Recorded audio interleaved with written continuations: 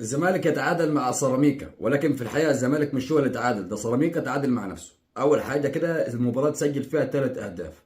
الهدف الاول سجله سيراميكا وبعدين اتلغى. جه سجل الهدف الثاني والحمد لله سيبت على كده. نفس اللاعب اللي عمل الاسيست للهدف الثاني هو نفسه اللي سجل الهدف ولكن للزمالك.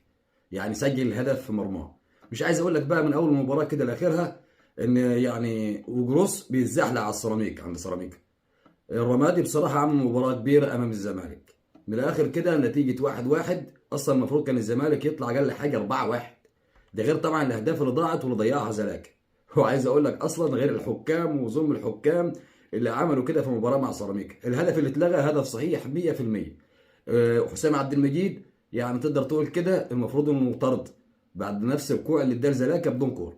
المفروض إن دي كده أصلا يعني لو في تحكيم صح كان المفروض إنه اتطرد. عايز اقول لك كده اخطاء كتيره